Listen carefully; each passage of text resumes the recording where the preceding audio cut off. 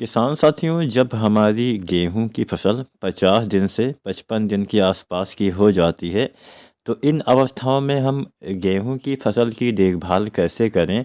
हमें कौन कौन से आवश्यक कृषि कार्य इस समय करने चाहिए, किन किन खादों का इस्तेमाल, सिंचाई प्रबंधन, कौन सा हम स्प्रे डाल सकते हैं। ये तमाम चीज़ें आज की वीडियो में आपको मिलने वाली है, जिससे आप भी गेहूं में अच्छा उत्पादन ले पाएँ। तो पूरा वीडियो किसान साथियों आप ज़रूर देखिएगा।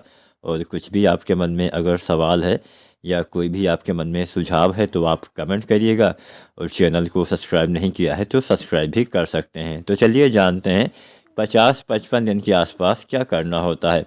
सबसे पहले तो दूसरा पानी हमें 40-45 दिन के आसपास गेहूं की फसल में लगा देना चाहिए, या फिर अपने मिट्टी के हिसाब से जो पानी लगाने का समय है वो भी आप कम ज़्यादा कर सकते हैं। मान लीजिए नमी है तो 2-4 दिन बाद सिंचाई करिए, और नमी की कमी पहले दिखती है तो आप पहले भी सिंचाई कर सकते हैं।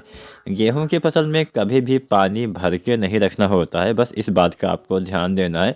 किसी भी अवस्था में पानी अगर भरा रहेगा तो आपकी फसल में नुकसान होने की संभावना ज़्यादा रहेगी। खासकर ऐसे खेत जिनकी मतलब जो लेवल में नहीं होते हैं, बराबर नहीं होते हैं, थोड़ा ऊपर होता है हिस्सा, कुछ हिस्सा नीचे होता है। तराई क्षेत्र में समस्याएं ज़्यादा आती हैं, निचले वाले खेत में समस्याएं ज़्यादा आती हैं, जहाँ पे क्या होता है कि अगर आपने ज़्यादा पानी भर दिया तो कई कई ऐसे भी खेत होते हैं जो एक तरफ तो ऊंचा होता है, एक तरफ ढाल होती है, तो वहाँ पे नीचे वाले साइड में पानी जमा हो जाता है, जिससे नुकसान ये होता है कि वहाँ पे उत्पादन में आपको कमी देखने को अवश्य मिलेगी। तो इस बात का ध्यान देना है, पानी भर के आपको नहीं रखना है। तो सिंचाई तो आपको 40-45 दिन के आसपास ही करनी होती है, 2-4 दिन आगे पीछे का समय चल जाएगा। इसके बाद हम अंतिम यूरिया डालते हैं, जो 50 दिन के आसपास तक हमें प्रयोग कर देना चाहिए। जब सिंचाई करने के बाद जो आपका खेत है चलने योग्य हो जाए, पैर उसमें बहुत ज़्यादा न धंसे, तब आपको जो है अपनी फसल में जो है यूरिया खाद का इस्तेमाल करना चाहिए। यूरिया डालने से इस समय पौधे की बढ़वार अच्छी होगी, जिससे भविष्य में जो बालियाँ आएंगी वो अच्छे से आ पाएंगी। तो सबसे पहली चीज़ तो आपको यूरिया लेना है, लगभग 45 किलो के आसपास। अब यूरिया के साथ किसान साथियों कुछ दूसरी चीज़ों का भी इस्तेमाल आप कर सकते हैं। अब ये जो हमने 45 किलो यूरिया बताया, एक सामान्य वैरायटी के लिए तो पर्याप्त है, लेकिन जो वैरायटियाँ ज़्यादा उत्पादन देती है उसमें यूरिया भी थोड़ा ज़्यादा हमें बढ़ा के देना होता है। तो ऐसी वैरायटियाँ जो ज़्यादा उत्पादन देती हैं, उन वैरायटियों में आपको 10-12 या 15 किलो जो यूरिया खाद है उसको बढ़ा के इस्तेमाल करना होता है। तो यूरिया हो गया, यूरिया के इस्तेमाल से नाइट्रोजन की पूर्ति होती है। अब हम कुछ ऐसी खादें आपको बता देते हैं जिससे जो आप यूरिया डालेंगे उससे उसकी क्षमता काफ़ी बढ़ जाएगी। तो यूरिया के साथ आपको मिलाना क्या है, मिलाना है आपको सल्फर। किसान साथियों, आजकल हमारी मिट्टी में सल्फर की भी काफ़ी ज़्यादा कमी देखी गई है। सल्फर की कमी, जिंक के बाद अगर हम किसी माइक्रोन्यूट्रिएंट्स की कमी के बारे में जानें तो नंबर 1 पे जिंक, नंबर 2 पे सल्फर ही आता है, जिसकी कमी भारत की भूमि में ज़्यादातर हिस्सों में देखी गई है। सल्फर की कमी से भी पौधे में अच्छे से ग्रोथ नहीं हो पाती है। जो नई पत्तियां गेहूं में निकलती हैं फिर किसी भी फसल में, तो नई पत्ती में हल्का आपको पीलापन दिखाई देगा, तो समझ लीजिए सल्फर की कमी हो गई है। सल्फर के इस्तेमाल से जो नाइट्रोजन होता है इसकी क्षमता को ये काफ़ी बढ़ा देता है। जो आप यूरिया डालते हैं उससे जो नाइट्रोजन पौधे लेते हैं वो काफ़ी ज़्यादा मात्रा में लंबे समय तक धीरे धीरे पौधे लेते रहते हैं, जिससे नाइट्रोजन की क्षमता भी बढ़ती है, सल्फर का लाभ भी आपको ज़्यादा मिलता है। और फसल में जब अच्छे से नाइट्रोजन मिलता है तो हरापन आता है, अच्छे से भोजन बनता है, तो सब कुछ अच्छा ही होने वाला है। तो जो सल्फ़र बाज़ार में बहुत तरह के मिल जाएंगे, सल्फ़र 80 या 90% वाला आप यूज कर सकते हैं। अगर 90% वाला सल्फ़र का इस्तेमाल करते हैं तो लगभग 3 किलो से लेकर 4 किलो पर एकड़ के हिसाब से आपको इस्तेमाल करना है। ध्यान आपको इस बात का देना है कि अगर आपने पहले सल्फ़र कोई डाला हुआ है तो यहाँ पे डालने की आवश्यकता नहीं है। अब बहुत सारे किसान साथी बुआई के समय सिंगल सुपर फास्फेट वगैरह डालते हैं, या फिर कोई भी ऐसी खाद जिसमें सल्फ़र है, तो आपको अलग से सल्फ़र नहीं डालना है। और नहीं डाले हुए हैं तो सल्फ़र 90% वाला 3-4 किलो, साथ में यूरिया 45 किलो आपको पर एकड़ के हिसाब से इस्तेमाल करना है। यहाँ पे जो हम खाद की मात्रा बताएंगे या बताने वाले हैं वो पर एकड़ के हिसाब से ही रहेगी। तो यूरिया, सल्फ़र हो गया, अब इसके साथ मान लीजिए आपके पौधे में अभी आपकी फसल जो है 50-55 दिन की होने वाली है। इस अवस्था में आप कल्ले बढ़ाने की तो सोच भी नहीं सकते।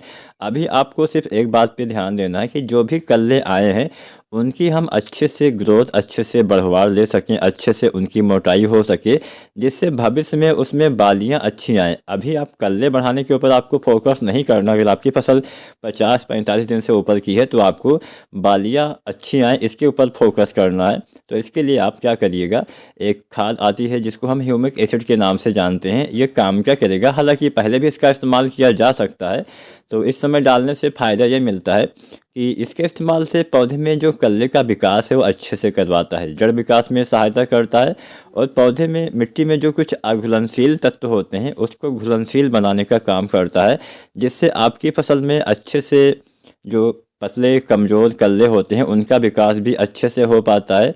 जब सभी कल्ले का विकास, क्योंकि जो शुरुआत में कल्ले आते हैं उनकी ग्रोथ तो अच्छी हो जाती है, लेकिन जो बाद में कल्ले आते हैं वो थोड़ा सा छोटे पतले रह जाते हैं।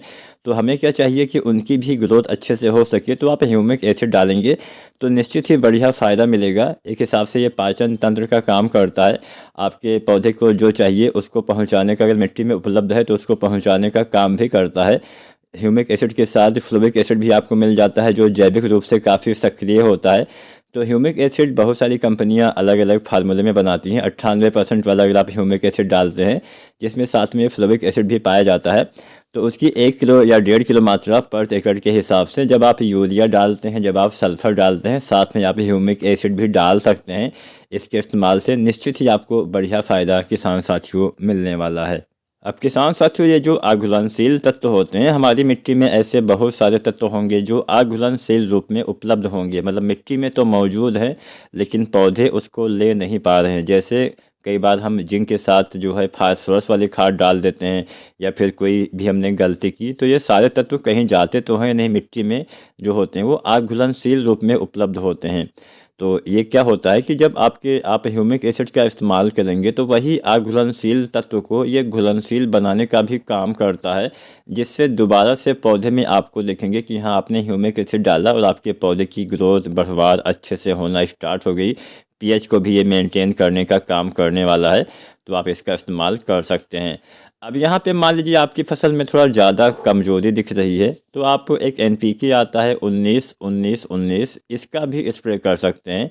इसका इस्तेमाल आप करते हैं 50-55 दिन पर भी किया जा सकता है। तो इससे क्या होता है कि कई बार जो हम मिट्टी में खादें डालते हैं वो सही ढंग से काम नहीं कर पाती हैं, तो ऐसी दशा में अगर आप एनपीके, और यहाँ पे धूप वगैरह भी नहीं निकल रही है तो ये समस्याएं और ज़्यादा होती हैं।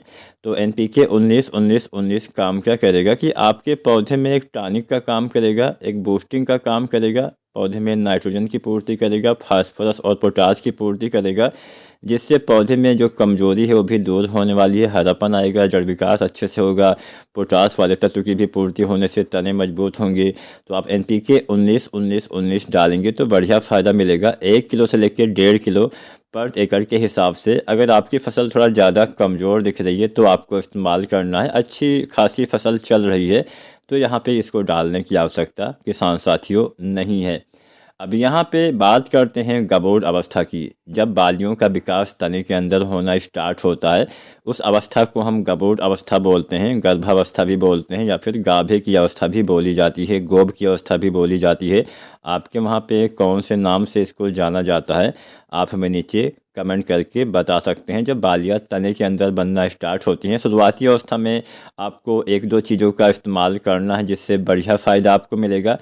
पहली चीज़ आपको इस्तेमाल करना है एनपीके 0-52-34, जिसमें 52% फास्फोरस, 34% पोटेशियम होता है। अब आप सभी ने सुना होगा कि हाँ 0-52-34 डालिए, लेकिन इसको डालने से फ़ायदा क्या होता है आप ये भी जान लीजिए। बहुत सारे लोग बताते होंगे, मैं ऐसा नहीं बोलता हूँ नहीं बताते हैं, लेकिन मैं भी आपको बता देता हूँ। इसमें जो फास्फोरस होता है, आमतौर पे आपने सुना होगा नाइट्रोजन से वानस्पतिक विकास अच्छे से होता है, फास्फोरस से जड़ों का विकास अच्छे से होता है, लेकिन इस अवस्था में जड़ों के विकास से कोई खासा मतलब होता नहीं है। इस समय अगर आप फास्फोरस वाली खाद डालते हैं, अब हालांकि अब ऐसा नहीं कि हाँ आप डीएपी डालेंगे तो काम करेगा, लेकिन 0-34 क्योंकि हम स्प्रे बिल से डालते हैं तो एक काम ऐसा करेगा कि आपके पौधे में ट्रांसपोर्ट का काम करेगा। जो आपके पौधे भोजन बनाते हैं उस भोजन को आपकी बालियों तक भेजने का काम यहाँ पे फास्फोरस करने वाला है, जिससे बालियों का विकास, जो तने के अंदर बालियाँ बनती हैं उसका विकास अच्छे से होगा, दाने अच्छे आएंगे, भरपूर दाने आएंगे, दाने का वजन मोटाई अच्छी आएगी। और जो पोटेशियम होता है 34% पोटेशियम से तो तने भी मजबूत होते हैं, फसल बीमारियों से बचती है, पौधे में अच्छे से प्रकाश संश्लेषण होता है, फसल में बीज, फल, दाने, फूल का विकास कराने में, यानी फल, फूल, दाने, बीज के विकास में पोटेशियम का तो अहम योगदान होता ही है। तो 05234 1 किलो से लेकर 1.5 किलो आपको इस्तेमाल करना है। साथ में आप डालिए टेबुकोनाजोल, इसकी आपको 100 ml मात्रा लेनी है, और NPK 1 से 1.5 किलो लेना है। ये दो चीज़ें बाली आने से पहले अगर आप इस्तेमाल करते हैं गबोड अवस्था में, बहुत ही अच्छा फ़ायदा मिलेगा, अच्छे से बालियाँ आएंगी और आपको अच्छा उत्पादन मिलेगा। वीडियो अच्छी लगी हो तो आप लाइक शेयर करिएगा, चैनल को सब्सक्राइब करिएगा।